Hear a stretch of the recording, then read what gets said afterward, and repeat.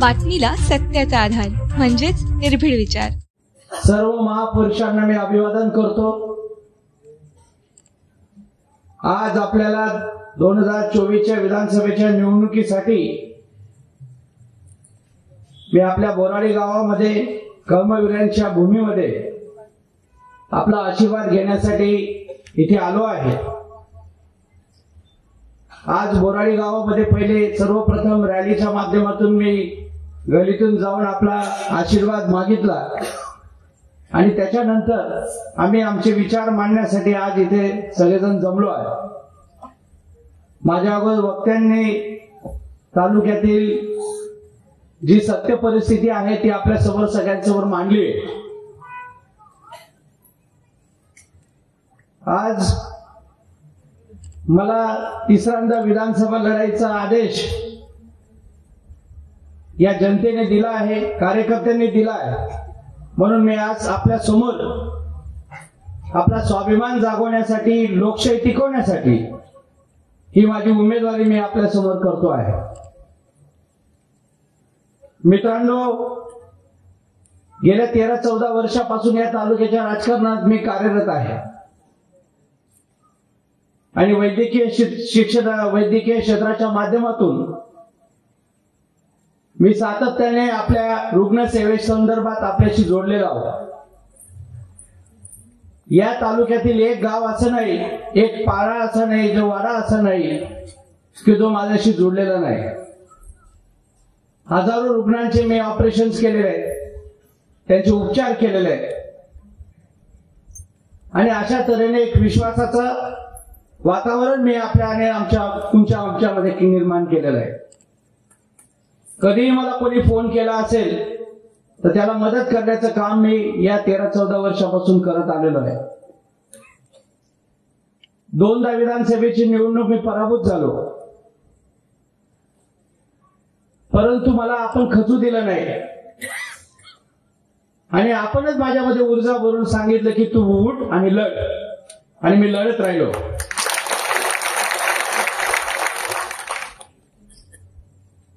आपण रडण्यापेक्षा लढण्यामध्ये आपण स्वाभिमान टिकवला आणि आपल्यावरती कशा पद्धतीचा कुटील डाव इथले सत्ताधारी पक्ष हे वरिष्ठांच्या विविध सगळ्या पक्षांची संगनमत करून कसं करतात हे आपण सगळं बघितलंच आहे। आज देशातील सुशिक्षित नागरिक म्हणून मी आपल्या समोर उभा आहे, एक सुशिक्षित उमेदवार म्हणून मी आपल्या समोर उभा आहे। मलाही वाटतं की मी मध्यमवर्गीय कुटुंबातून आलो आहे आणि कुठून तरी आपण लोकांची सेवा केली पाहिजे, या तालुक्याचा भूमिपुत्र म्हणून आपल्याशी जुळलं पाहिजे, आपल्या जीवनामध्ये काही परिवर्तन करू शकू, ते पुण्य कमवण्यासाठी मी इथे आलेलो आहे। या 13-14 वर्षाच्या कालखंडामध्ये मी आरोग्य सेवामध्ये कार्य करत असताना विविध गोष्टींसाठी या तालुक्याच्या शेतकऱ्यांचा विषय असेल, आदिवासी बांधवांचा विषय असेल, सर्वसामान्यांचा विषय असेल, त्यांच्यासाठी बुलंद आवाज म्हणून आम्ही काम करण्याचा प्रयत्न केलेला आहे आणि त्याच्यासोबत तुमचा प्रतिसाद पण आम्हाला चांगल्या पद्धतीने मिळत राहिला आहे। बोराडी गाव आणि परिसराचा तर मी विशेष आभार मानेल की आपण कुठल्याही दबावाला न घाबरता माझ्यावरती प्रेम व्यक्त केलं, त्याबद्दल मी आपला कायमचं ऋणी आहे। मी असंही म्हणेल की मी आमदार झालो तर तुम्ही बोराडीचाच आमदार झाला असं समजा आणि त्याच्यामुळे बोराडी आणि परिसरासाठी आपल्या घरचा आमदार म्हणून काम करण्याची माझी इच्छा आहे। मी एक सुशिक्षित डॉक्टर म्हणून आज आपण सगळ्या वक्त्यांनी सांगितलं की आपण जर उमेदवारांचं शिक्षण बघितलं तर त्याच्यामध्ये सर्वात उच्च शिक्षित उमेदवार मी आहे, पण राजकारणाची अशी थट्टा मी कधी बघितली नाही। मला डॉक्टरकी मध्ये कधी अटेम्प्ट लागले नाही, पण मला आमदार व्हायला 2 अटेम्प्ट लागले. आहे का नाही थट्टा? म्हणजे सुशिक्षित माणसाला राजकारणामध्ये खूप त्रास असतो. अंगठा टेकायला लगेच संधी मिळते, हे सगळ्यात आपल्याला सगळ्यांना माहिती आहे. मित्रांनो, मी पण सामान्य कुटुंबातून येतो. मी धुळे शहरामध्ये फार मोठं हॉस्पिटल चालवतो. आपल्या सगळ्यांची सेवा करतो. जिल्ह्यातील सगळ्या रुग्णांची सेवा करतो. आणि त्याच्यामुळे मलाही वाटतं की एवढा मोठा सर्जन एका 4थी वाचलेल्या व्यक्तीच्या समोर नापास होतो, ही लोकशाहीची थट्टा. म्हणजे माझी पण कुठेतरी मान त्याच्यामध्ये खाली जाते. पण ही विधानसभेची निवडणूक आता विचारांची असली पाहिजे, परिवर्तनाची असली पाहिजे. किती परीक्षा मला द्यावी लागेल, आता मला 3रा अटेम्प्ट लागू देऊ नका, एवढी विनंती तुम्हाला करतो. कारण या लोकांना मी आमदार झालेला आवडणार नाहीये. एक सुशिक्षित माणूस जर आमदार झाला तर हा जनतेचा आवाज विधानसभेत उचलेल, हा जनतेचा आवाज आपल्या विरोधात बोलेल, आपण जे भ्रष्टाचार केले त्याच्या विरोधामध्ये आपल्या समोर बोलेल, आणि आपली बदनामी होईल, आपल्यावरती कुठेतरी चौकशा होतील. अशा या धाकामुळे हे लोक मला कधी आमदार होऊ देण्यासाठी प्रयत्न करत नाही. ही अलिबाबा आणि 40 चोरांची टीम आज या तालुक्यामध्ये आहे. सगळे मित्रांनो, आम्ही जे लढतोय ते सर्व स्वाभिमानी माणसं माझ्या सोबत लढतो आहोत. आणि स्वार्थी जी लोक आहेत ती सगळी त्यांच्याकडे. कोणाला काय काय चॉकलेट दिलंय ते आता विलक्षण आहे, ते देणारच आहे. बरेचसे सोशल मीडियावरती असे मीम्स व्हायरल होतात की तुम्हाला नोकरी पाहिजे असेल तर डॉक्टर चित्र टाकून बाबा एक फोटो करा, फोटो घ्या आणि त्याला व्हायरल करा. तो बंगल्यावर जाईल आणि लगेच तुम्हाला बोलवलं जाईल, बाळा तुला काय पाहिजे घे आणि तू डॉक्टरांची साथ सोड. कोणाची नोकरी पाहिजे असेल ना, म्हणजे अशा तऱ्हेचं इतकं भीतीमध्ये ते आहेत. तर ते माझ्यामुळे नाहीये. त्यांना माहिती आहे की आपण या जनतेसाठी काही केलेलं नाहीये, आणि ही जनता जर या प्रामाणिक उमेदवाराच्या मागे राहिली तर आपलं काही खरं नाही. आणि म्हणून आपण आपली दुकानदारी बंद होईल, म्हणून आपल्याला यांचं थोडं थोडं दुकान चालू ठेवावं लागेल. म्हणून हे फोटो काढून जे लोकांना ते चॉकलेट देतात त्यांची थोडी थोडी दुकान भेटून जाते त्यांना. पण असं होताना तो व्यक्ती हा विचार करत नाही, माझा स्वतःचा स्वार्थ होतो, पण माझ्या बरोबर असलेली जी जनतेचं मी नुकसान करतो आहे, या पापामध्ये आपण भागीदारी व्हायचं का, हे लोक असं विचार करत नाही. आणि त्याच्यामुळे स्वतःच्या स्वार्थासाठी त्यांच्या सोबत असतात. ठीक आहे, काही हरकत नाही. पण आम्ही अण्णाबाबांच्या प्रेरणेने या तालुक्यामध्ये लढतो आहोत. आणि अण्णाबाबांची प्रेरणा या बोराडीत घेऊन आम्ही स्वाभिमानाने या तालुक्यामध्ये लढतो आहोत. पुन्हा पराभव पत्करावा लागला तरी चालेल, पण झुकणार नाही. आमदार हे पण माझ्यासाठी खूप मोठं असं काही नाही. या जिल्ह्यामध्ये एक नामांकित सर्जन म्हणून मी आहे आणि लोकांच्या हृदयामध्ये आहे, आणि ते कायम राहील. आमदार आज आहे, उद्या नाहीये. परंतु एक डॉक्टर म्हणून, एक समाजसेवक म्हणून मी कायम तुमच्या हृदयामध्ये असेल. आणि त्याच्यामुळे हे स्थान कायम तुमच्यामध्ये राहील, हे मी तुम्हाला वचन देतो. बऱ्याच वेळेस हे म्हणतात की डॉक्टरांना आमदार झालं तर तुम्हाला धुळ्याला जावं लागेल. कशाला धुळ्याला जावं लागेल? हो, मी जर आमदार झालो तर 24 तास तुमच्या सोबत राहील, आणि 24 तास 5 वर्षासाठी तुमच्यासाठी काम करेल, आणि हे सिद्ध करून दाखवेल की एक सुशिक्षित माणूस जर आमदार झाला तर तो कसा विकास करू शकतो. त्यामुळे संधी तर मिळू द्या. मला एक संधी मिळत नाही आणि हे लोक मला विचारतात डॉक्टरांनी आतापर्यंत काय केलं. मी आमदार आहे का, मी खासदार आहे का, मी मंत्री आहे का? अरे बाबा, तुमचे 40 वर्षाच्या मध्ये तुम्ही काय दिवे लावले ते तर सांगा आणि मला तुम्ही आता विचारता. तुम्ही 40 वर्षामध्ये काय केलं हे तुम्ही जनतेला पटवून देऊ शकत नाही आणि मला विचारतात तुम्ही काय केलं. तुम्ही 1985 पूर्वी आमदार होण्याच्या पहिले तुम्ही किती या तालुक्यातील लोकांचं कामं केली ते सांगा. काशीराम दादांनी आमदार होण्यापूर्वी काय काय कामं केली ते सांगा आणि ते मला विचारतात की तुम्ही काय केलं. म्हणजे किती थट्टा आहे या सगळ्या गोष्टींची, किती जनतेची दिशाभूल करण्याचा हा प्रयत्न आहे. आणि त्याच्यामुळे ही भोळीभावी जनता 2 टप फसत आलेली, आता फसणार नाही.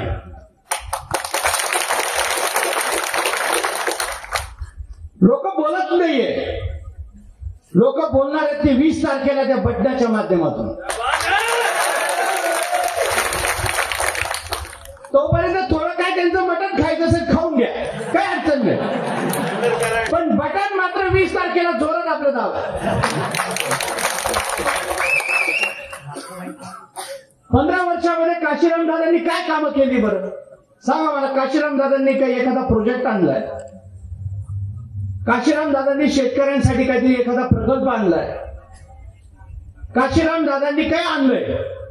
काही शैक्षणिक संस्था आणल्याय? मी काशीराम दादांची गोष्ट करतोय कारण की लोकशाहीमध्ये उमेदवारी करताना त्या उमेदवारांमध्ये तुलना केली पाहिजे. त्याच्या मालकाने काय केलं त्याच्याशी काय घेणं देणं जनतेला. अरे बाबा, तू काय केलं ते सांग आणि मला विचारत मला तुम्ही काय केलंय.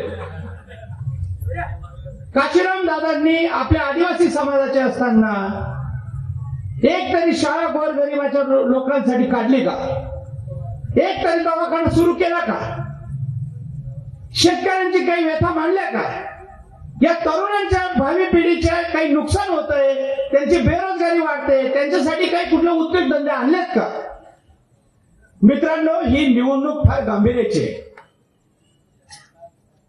कोणीतरी त्याचा बॉस आहे त्याला बघून तुम्ही हे जे मतदान करतात हे चुकीचे आहे.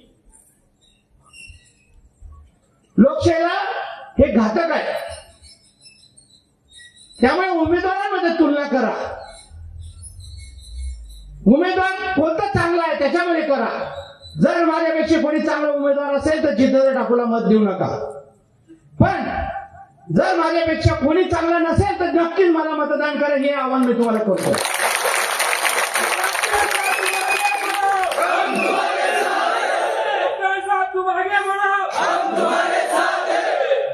नाहीतर यापुढे तुमच्या माझ्यासारखा सुशिक्षित माणूस कधीच राजकारणामध्ये रस घेणार नाही आणि मग आपण बोंबलत बसायचं नाही की सरकारने चुकीचा योजना आला तर या लबाड लोक जर तिथे गेले तर सरकारने चुकीचा योजना आणला तर आपण मग बोंबलत बसायचं नाही. कारण आपलं दायित्व आहे की आपण चांगल्या लोकांना निवडून आपल्या तिथे प्रतिनिधीमधून पाठवलं पाहिजे. तो जर प्रतिनिधी तुमचं तिथे प्रश्न मांडण्याची एका बंगल्याचा गुलाम होत असेल तर हा जनतेचा अपमान आहे, हा तुम्ही मत दिल्याचा अपमान आहे.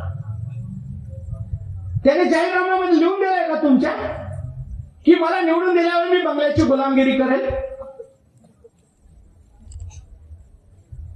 हे तुम्हाला मान्य राहणार आहे का? आणि त्याच्यामुळे ही निवडणूक स्वाभिमानाची आहे, लोकशाहीसाठी आहे.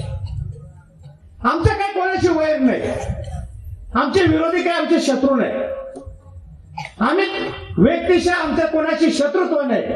आम्ही लढतोय फक्त विचारांशी, हुकुमशाहीची. त्यांनी चांगला आचार विचार ठेवावे, आम्ही त्यांचा सन्मान करू.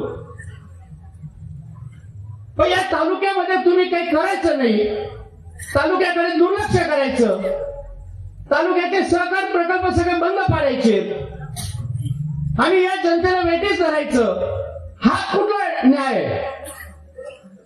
शिरपूर सहकारी साखर कारखान्याचा विषय मगाशी माननीय विहू पाटील साहेबांनी सांगितलं की त्या कारखान्याची जवळजवळ 35-40 कोटी रुपयाची जमीन ते शिरपूर बस स्टँड जवळ पडलेली आहे. आणि त्या कारखान्यावरती 25 कोटी रुपये कर्ज. चक्रवाढ वाढत झालं ते 123 कोटी पर्यंत. मग हे चक्रवाढ वाढण्याचं सुद्धा षडयंत्र यांच्या बँकेने केलेलं आहे. कारण या बँकेची डीडीसी बँकेची हे त्यांचाच माणूस त्यांचा चेअरमन आहे. म्हणजे हा कारखान्याला कर्जबाजारी करायचा, डुबवायचा, याला विकायचं, त्या जमिनीवर आपण डोळा ठेवायचा आणि त्या जमीन आपणच हस्तगत करायच्या, असं एवढं मोठं षडयंत्र या लोकांचं होतं साहेब. मी आपल्या सगळ्यांना विचारतो की काशीराम दादांनी एक प्रश्न तरी शिरपूर सहकारी साखर कारखान्यासाठी विधानसभेत विचारला का? तरी सरकारला निवेदन दिलं की आमच्या तालुक्यातील कारखाना बंद आहे. आणि 2 आमदार काम दमदार, हे असं त्यांचं दमदार काम आहे. शेतकऱ्यांचे गळा दाबणे हे त्यांचं दमदार काम आहे. आणि मोठ्या बॅनरवर लिहितात 2 आमदार काम दमदार. कसलं काम दमदार? 2 आमदार गती मंद काम कारभार.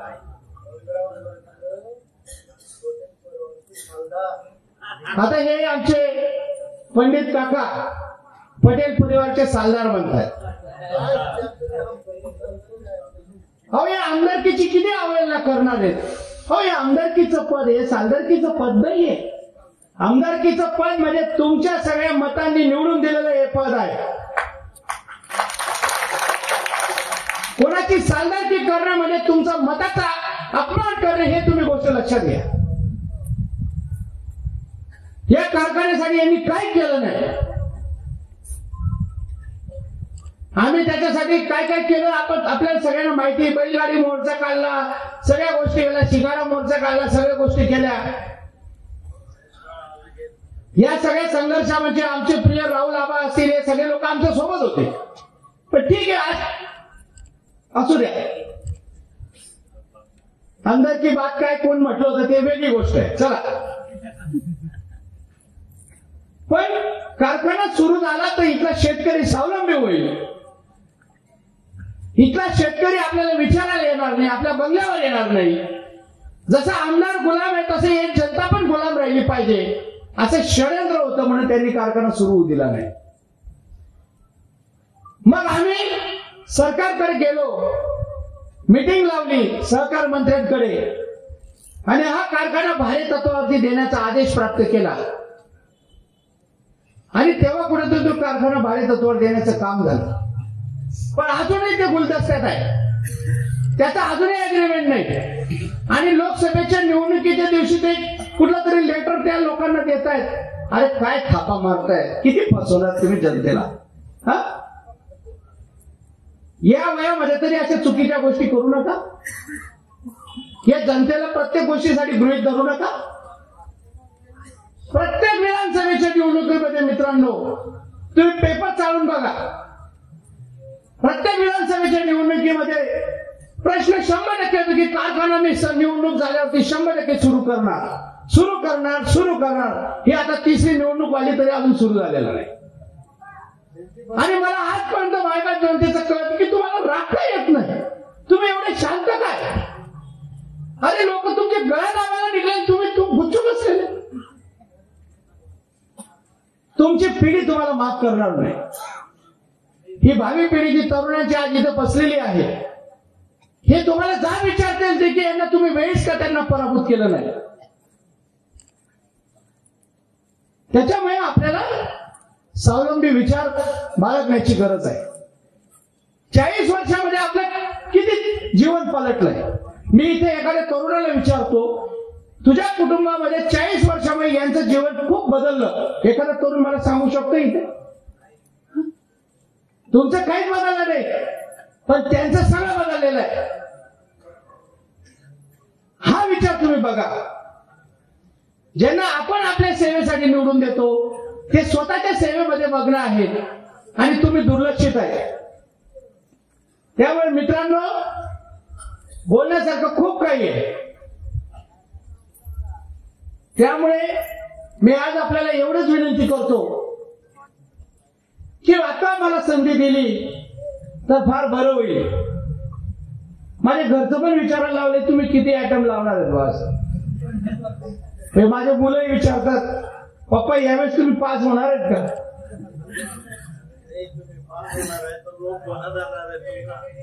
तर मी पण एक सामान्य कुटुंबातून असल्यामुळे राजकारण करणं इतकं सोपं नाहीये. माझा वैद्यकीय व्यवसाय सांभाळून मी इथे राजकारण करायला येतो किंवा राजकारण समाजसेवा. आजपर्यंत मी या तालुक्यामध्ये कोणाचं वाईट करायचा प्रयत्न केलेला नाही, कोणाला त्रास द्यायचा प्रयत्न केलेला नाही. आवाज उठवला आहे तो अन्याय विरोधात उठवलेला आहे. मला सांगून द्या की जितेंद्र ठाकूरांनी आमच्यावर अन्याय केलाय, एकही माणूस सांगू शकणार नाही.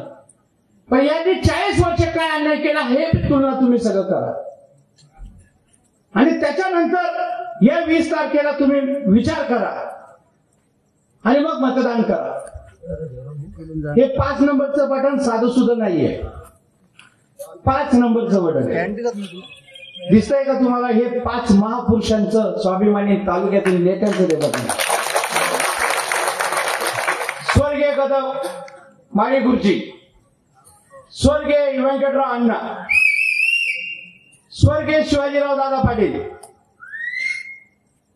स्वर्गीय प्रल्हादराव तात्या पाटील आणि स्वर्गीय इंद्रसिंग भाऊसाहेब पाटील राजपूत.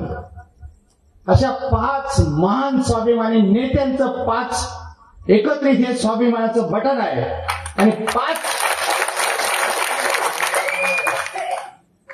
त्यामुळे विचार करताना या स्वाभिमानी नेत्यांचा आठवण करा, यांचा आशीर्वाद घेऊन आम्ही ही निवडणूक आपल्या समोर येतोय. या लोकांनी काय योगदान दिलंय सगळ्या तालुक्याला माहितीये. आणि हे लोक म्हणतात की 40 साल मैंने दिया है, कोई आया आगे. अरे बाबा, तुमच्या अगोदर या लोकांनी एवढा मोठा विकास केलेला आहे, ते पहिले बघा आणि मग तुम्ही तुमचं सांगा ना. म्हणजे या लोकांनी काय विकास केलेला हे विसरून गेलेत ते. त्यांच्याला त्यांचा एक लहान भाऊ म्हणतो, आज भी हमारी सत्ता है, कल भी रहेगी, हम जाने के बाद में हमारी रहेगी. म्हणजे काही परिवारवाद चालवलाय का? म्हणजे इथले लोक काही बांगड्या घालून बसलेत का आपण? ही कुठल्या प्रकारची अहंकार? हा तालुक्यामध्ये आम्ही गेल्यानंतर मी आमचीच सत्ता राहील. खरंय, आता त्यांची 3री पिढी राजकारणात येताना, 2री पिढी राजकारणात येताना दिसतंय, त्यांचा मुलगा येतोय. मग आपण असंच परिवारवाद चालू ठेवायचा का? दुसरे लोक इथे कॅलिबरचे नाहीत का? त्यामुळे आपण हा महत्वपूर्ण निर्णय घ्या. आणि त्याच्यामुळे मी 5 नंबरचं बटन, या 5 स्वाभिमानी नेत्यांच्या आशीर्वादाने हे 5 नंबरचं बटन आहे. आणि त्याचं चिन्ह ट्रम्पेट म्हणजे तुतारी. आणि ती तुतारी इतकी जोरात वाजवा. मागच्या शिट्टी होती ती छोटी होती, ती कमी वाजली, तिचा आवाज कमी गेला. पण तुतारीचा आवाज इतका जोरात करा की यांची हुकुमशाही या तालुक्यातली महाराष्ट्रातून हद्दपार झाली पाहिजे.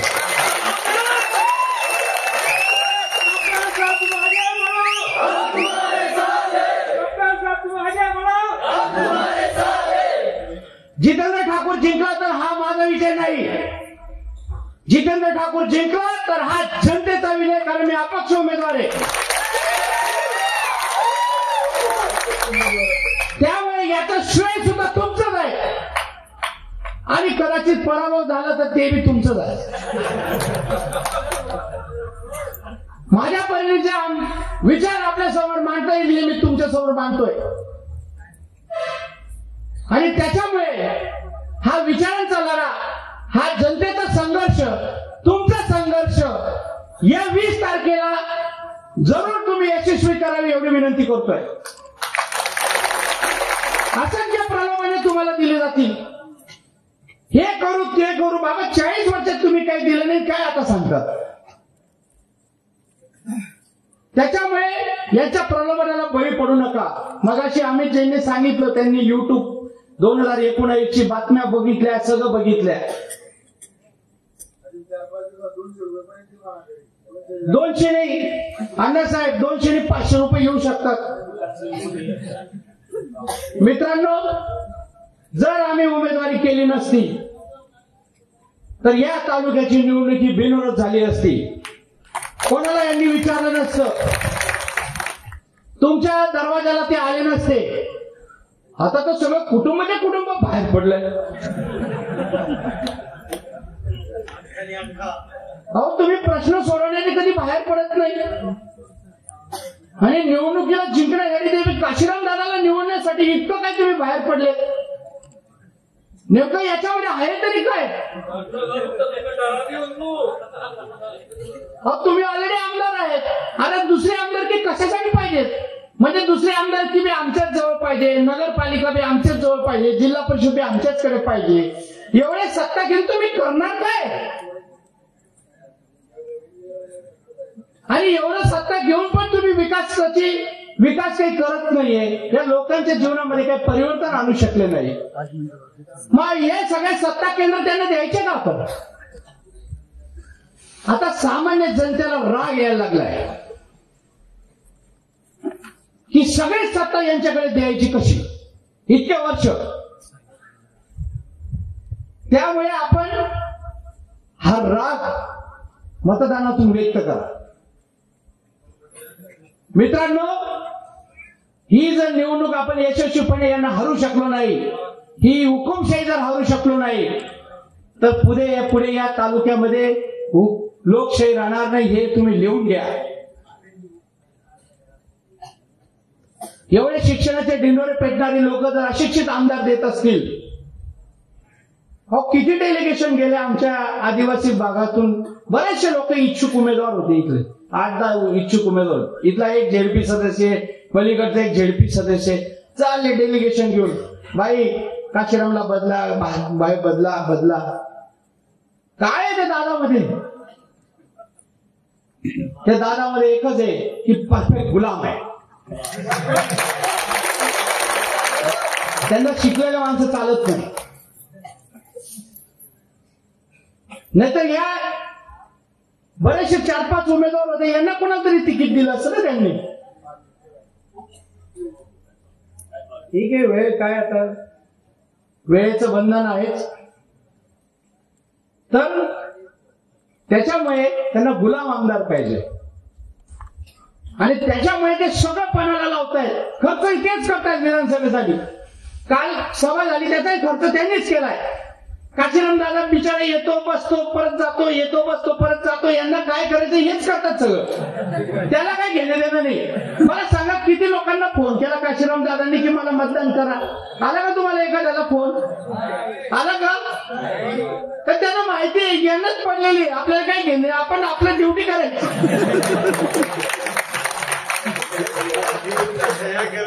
मी फक्त सह्या करसू. मी फक्त सयाजीराव रासू, आमचे टेक्सू. मला तुमच्याकडे मत मागायला येणं बी नाही.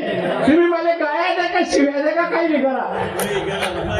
आणि गाया बी दिला तर मी सांगतो, भाऊ बाई बंगलाले सांग, मी काही मला काही हात मागायची. त्यामुळे इतका परफेक्ट गुलाम त्यांना मिळालाय आणि त्या बिचाराला काही घेणे देणं नाही. त्यामुळे मित्रांनो, आपल्या भविष्याचा विचार करा. या विधानसभेच्या निवडणुकीमध्ये काहीतरी आम्ही ध्येय उद्दिष्ट घेऊन आलेलो आहे. आम्हाला साखर कारखाना तर सुरू करायचाच आहे, पण त्याच्यासोबत विविध उद्योग या तालुक्यामध्ये आणायचे, जेणेकरून या तालुक्यातील युवकांना रोजगार मिळेल. वन जमिनीचे पट्ट्याचे सातबारे आपल्याला मिळून द्यायचे. आपल्या पेसा अंतर्गत ज्या भरती असतात, ज्याच्यावर तुमचा भूमिपुत्रांचा अधिकार आहे, त्याच्यावर आपल्याला काम करायचं आहे. और नफरत के बाजार में और हुकुमशाही के बाजार में मोहब्बत और लोकशाही की दुकान लगानी.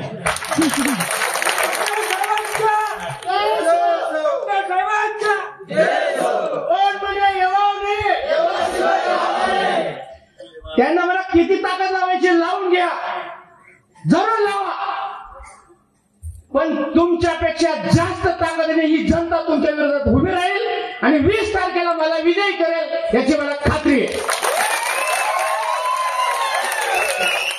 आणि त्याच्यामुळे वेळ संपतोय. मायबाप जनते हो, ही स्वाभिमानाची लढाई तुमची आपली लढाई आहे. आज जेवढे कोणी लोक बसलेले आहेत त्यांनी हजारो लोकांना फोन करून सांगा की आपल्याला मतदान करायचंय, परिवर्तन करायचंय. गप्प बसू नका. हे 4-5 दिवस आपले विचार लोकांपर्यंत पोहोचवा आणि ही हुकुमशाही हद्दपार करा, एवढी कळकळीची विनंती मी आपल्या सगळ्यांना करतो आणि माझं मनोगत इथे थांबवतो. जय हिंद, जय महाराज, जय जवान. धन्यवाद.